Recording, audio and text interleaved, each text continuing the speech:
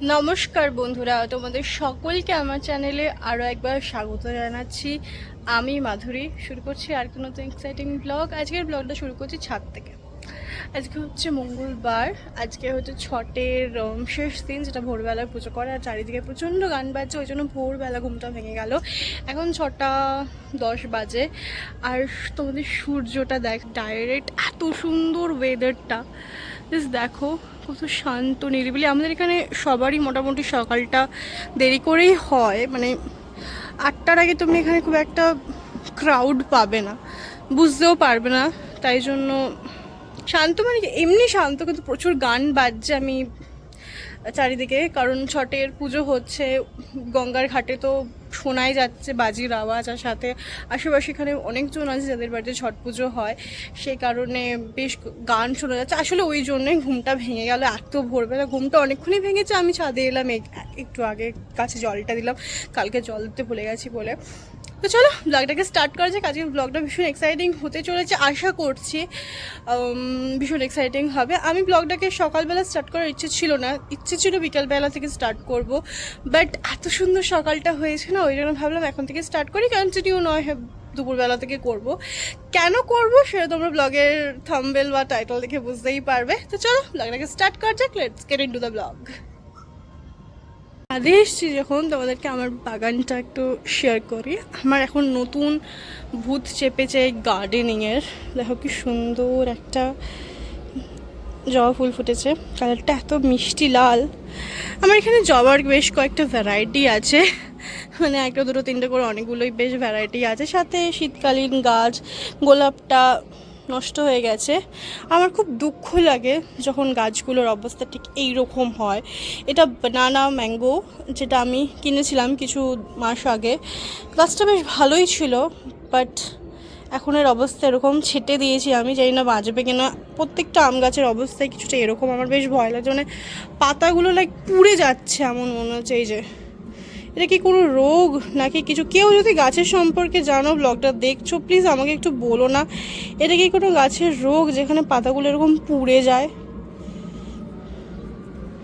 এই যে এটা কি অত্যন্ত রোদের জন্য হচ্ছে নাকি কোনো রোগ লেগেছে, আমি ঠিক বুঝতে পারছি না। এই দেখো গাছের অবস্থা দেখো, আমার খুব খারাপ লাগছে আমগুলোর হালত এরকম বেহালত দেখে। আর শীতকালীন কিছু গাঁদা গাছ এখানে একটা আছে যেটা নেতিয়ে পড়েছে, আমি জানি না জল দিলে ঠিক হবে কি না। আমার খুব কষ্ট লাগে গাছগুলোর অবস্থা ঠিক এরকম দেখলে। তাই হচ্ছে আমার ছোট্টখাট্টো বাগান। এখন ভূতটা চেপে যাওয়ার সকালটা আজকে এত সুন্দর হলো, চারিদিকে গান বান বাজছে, বাজি ফাজি ফাটছে, আর মুখে পুরো সূর্যের আলোটা ডাইরেক্টলি লাগছে। তো ব্যাস আজকের ব্লগটা তো স্টার্ট করেই দিয়েছি, কন্টিনিউ কখন করতে পারবো আমি জানি না। আমি সকালবেলা তো করবোই না, কারণ ব্লগটা অনেক লেন্দি হয়ে যাবে, আসল জিনিস হয়তো আমি দেখাতে পারবো না। তো চলো, তোমাদের সকলকে very very very good morning, very good morning. আর কি বলবো বলো, চলো স্টার্ট করা যাক। ভীষণ ভালো লাগছে আমার, মানে এত সকালে রাতে এসে ভীষণ ভালো লাগছে। জানি না দিনটা কেমন যাবে, বাট সকালের শুরুটা বেশ ভালো হলো।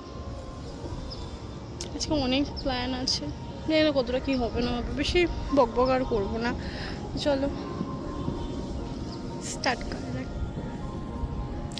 দেখতে থাকো ব্লগটাকে, আশা করছি ব্লগটা ভালো লাগবে। চলো দেখা যাক কি হয় পরে। তো আমি উপরে রেডি হয়ে গেছি, বলেছিলাম আজকে ব্লগটা সন্ধ্যেবেলা বিকেলবেলা থেকে শুরু করার ইচ্ছে আছে। তবে তোমাদের আমি ড্রেসিং অবস্থা দেখো, ড্রেসিং টেবিলের অবস্থা ভীষণ খারাপ, ভীষণই খারাপ। ফেস বিকজ মুখের অবস্থা একটু সুন্দর আছে। যখন তোকে সুন্দর লাগবে তখন তোর ড্রেসিং টেবিলের হালত এরকমই থাকবে, এটা মেনে নিতে হবে, এটা ইউনিভার্সাল গার্ল প্রবলেম। যাই হোক, কেমন লাগছে? বেশি সেরে ফেলেছি ফর ঠাকুর দেখতে যাওয়া নাকি ঠিকই আছে? I think it's good on me. আমার মেকআপটা ভীষণ ভালো লেগেছে, মানে একটু ফ্ললেস টাইপের হয়েছিল কেন, বাট এটা বেশি সেরে ফেলেছে মনে হচ্ছে। স্পেশালি লিপস্টিকটা এটা বেশি ডার্ক হয়ে গেছে, but I love it, I love it, I love my look, my hearing head to toe. শুধু হিলটাই পরতে পারবো না, বিকজ ঠাকুর দেখবো অনেকগুলো, তাই হিল পরতে তো পারবো না। বাকি সব আমার ভীষণ ভালো লাগছে। চলো দেখা হচ্ছে নিচে গিয়ে। বেরিয়ে পড়েছি, কিন্তু আই মিস মাই ব্রাদার। জয়কে খুব মিস করছি। ও আমার লাইক কি বলবো পার্টনার। সব কোথাও যেখানেই যাই না কেন সেখানেই বাবলু যায়। আমার এইখানটাতে থাকে, কানের গোড়াটাতে, আর বলে আর কথা বলে। তো ওকে খুব মিস করছি। আমার সাথে রোমা যাচ্ছে। আর আকাশের অবস্থাটা কিছুটা এইরকম। এই বছর বৃষ্টি আর মানে থামছেই না, মানে বৃষ্টির মনে হয় এবার পশ্চিমবঙ্গে একটু বেশি ভালোবেসে ফেলেছে পশ্চিমবঙ্গকে, ওই জন্য ছাড়তেই পারছে না। বৃষ্টি হয়েই যাচ্ছে, হয়েই যাচ্ছে, হয়েই যাচ্ছে। যাই হোক, আমি এটা কেন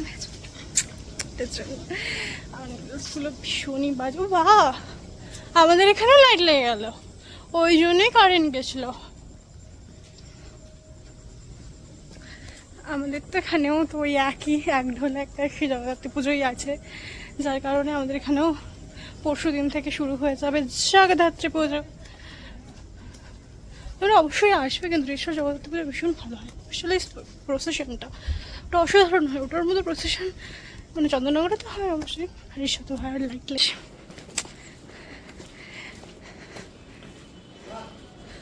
এখানে প্যান্ডেল হচ্ছে। আচ্ছা,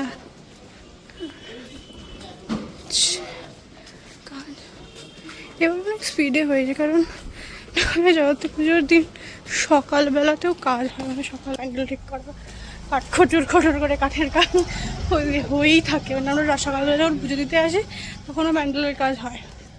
তাড়াতাড়ি তাড়াতাড়ি সব লেগে গেছে যে লাইটস। কালকেই মনে হয় সব জায়গায় ফিতে কাটা হবে। তো আমি বারবার আমার নেটফ্লিক্সটাকে দেখাচ্ছি। এটা তোমরা দেখেছো, আমি 9 দিন পড়েছিলাম, বাবু করে ফেলেছি। চলো যাওয়া যাক।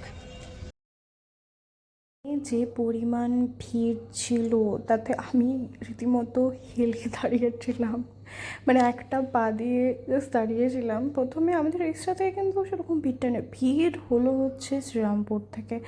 বাপরে বাপরে বাপ, কী যে ভিড় ছিল। যাই হোক, তাও তো ঠাকুর দেখতে যেতেই হবে। লাস্ট 2 বছর ধরে আমি চন্দননগর নয়, মানে ওই মানকুণ্ড চন্দননগরের যে ঠাকুরগুলো হয় সেগুলো আমি দেখি। সেসবের বাড়ি যাই, ওখান থেকে তেঁতুলতলা যাই, তারপরে বিকেলবেলা এই ঠাকুরগুলো দেখে বাড়ি আসে। এটাই আমার মানে থাকে। তো এবারও ইচ্ছে ছিল যে মানকুণ্ডুর কয়েকটা ঠাকুর আর তেমাথার রানীমা ওইটা দেখবো, সেই উদ্দেশ্যে বেরিয়েছিলাম। তো নেমে দেখলাম ট্রেনের ওখানটাতে প্রচণ্ড ভিড়, স্টেশনের ওখানটাতে। তবে তারপর আস্তে আস্তে ভিড়টা কেমন ডিভাইড হয়ে গেল এবং অনেকটাই কমে গেল। মানে কোনো জায়গাতে আমাদেরকে খুব একটা লাইন দিতে হয়নি, শুধু একটা প্যান্ডেল ছাড়া, তাও আবার অযথা লাইন হয়েছিল। তো বেশ সুন্দর লাগছিল। অনেকগুলো ঠাকুর দেখতে ভেবেছিলাম যে দেখবো, কিন্তু আনফর্চুনেটলি সেটা হয়নি। সেটা তো পুরো ব্লগটা দেখলেই তোমরা বুঝতে পারবে। এক ছিল হচ্ছে বাড়ি যাওয়ার তাড়া, মামার যে কী তাড়া ছিল আমি জানি না। আরেকটা ছিল হচ্ছে আমার একটু শরীরটা খারাপ করে তার জন্য। আর এত বীভৎস গরম ছিল, মানে কি বলবো, মানে ঘাম হচ্ছে এত, তার জন্য আরও কষ্ট হচ্ছিল। আমরা চলে আসি হচ্ছে প্রথমে মানকুণ্ডুর যে সার্বজনীনটা ঠাকুরটা আছে ওইটা দেখব। আর এই প্যান্ডেলটা মুদিয়ালির যে প্যান্ডেলটা ছিল সেটা করেছে। আমি মুদিয়ালির ঠাকুরটা দেখেছিলাম এবছর, তাই আমি জানি, দেখতে পেয়েছি। এবং আমি সত্যি কথা বলতে কি ইন্টারনেটেও দেখেছি, মানে ইনস্টাগ্রামে আমি দেখেছিলাম যে এই ঠাকুর প্যান্ডেলেরটা এরকমই করছে। তো আমি বেশ এক্সাইটেড ছিলাম যে কেমন হচ্ছে, মানে একই প্যান্ডেল দু জায়গায়। বাট সত্যি কথা বলতে কি যতই যাই বলুক না কেন, সবাই বলছে কপি করা কপি করা, বাট আমার মনে হয় না খুব একটা কপি করা। প্যান্ডেল সব জায়গাতেই যায়, মানে এই প্যান্ডেলই আবার অন্য কোনো জেলায় চলে যাবে।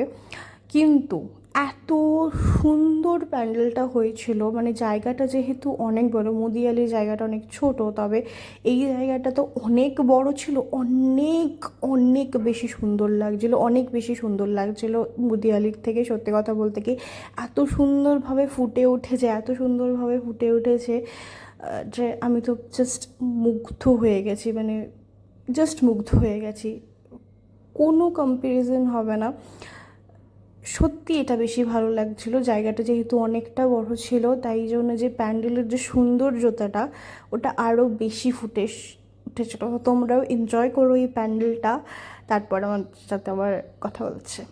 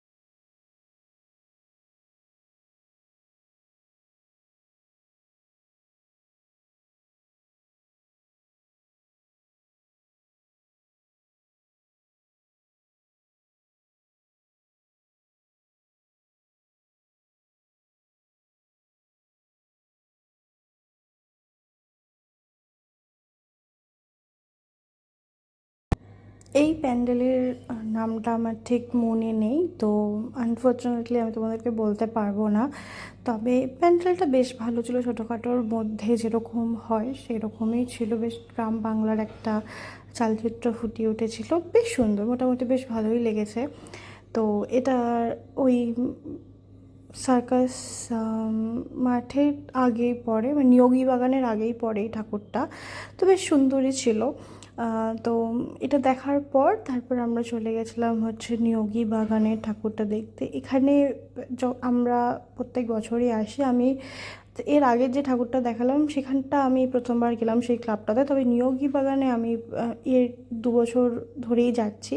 তো বেশ ভালো ছিল প্যান্ডেলটা, মানে বেশ সুন্দর ছিল। এবং ভিড় খুব একটা যে ছিল সেটাও বলবো না, আবার খুব যে একদম মানে কী বলবো ইজিলি যেতে পারছিলাম সেটা নয়, মানে মোটামুটি একদম যেরকম হওয়ার কথা একটা প্যান্ডেল। তো খুব সুন্দর লাইটিং করেছিল, চন্দননগরের তো ওটাই মেন, তো ভীষণ সুন্দর একটা লাইটিং ওরা দিয়েছে। ওরা প্রত্যেক বছরই মোটামুটি এরকম লাইটিং দেয়, এর আগের 2 বছরও দিয়েছিল।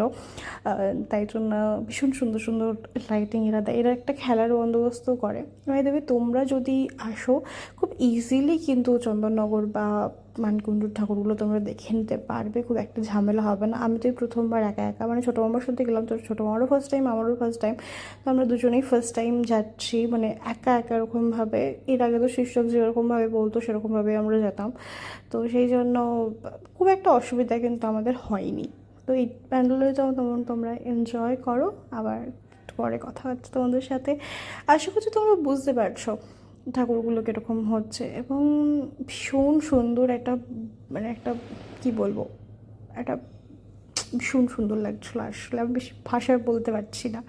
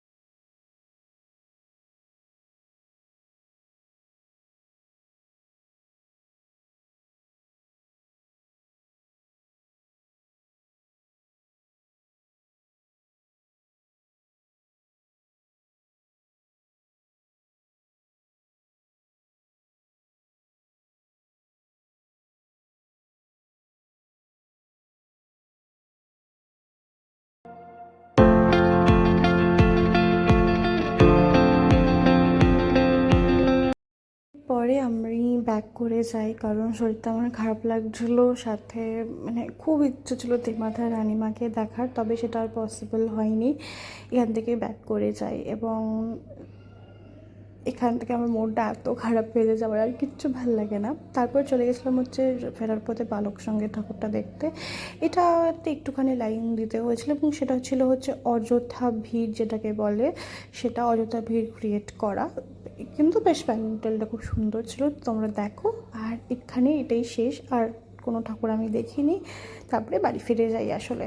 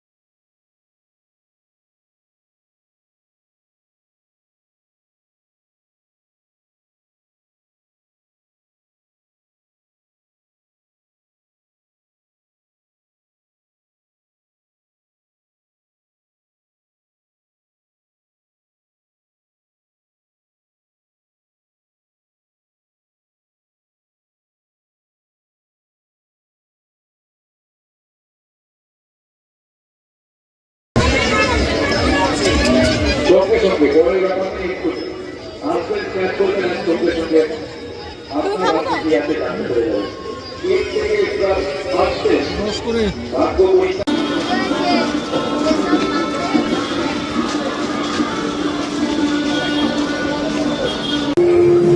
আর পপকর্ন পপকর্ন কত? দুটো পপকর্ন তো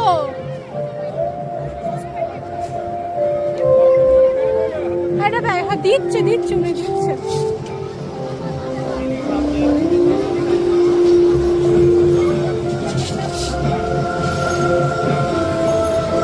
মুরগা দিয়ে 250 করে 2 জায়গায়।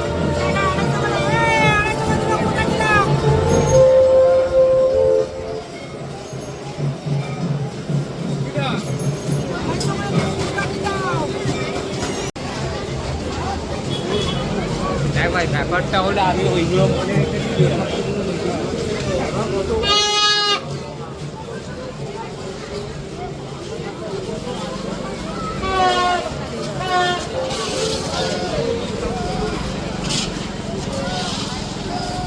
ব্যাস হয়ে গেল আমাদের জগদ্ধাত্রী পুজোর পরিক্রমা চন্দননগরের শেষ। এবার যাবো কিনা আমি জানি না, তবে ভীষণ ভালো লেগেছে আমার ঘুরে। একটু মনটা খারাপ ছিল, কারণ রানিমাকে দেখার ভীষণ ইচ্ছে ছিল, ওই ঠাকুরটা আমার ভীষণ ভালো লাগে, মায়ের মুখটা।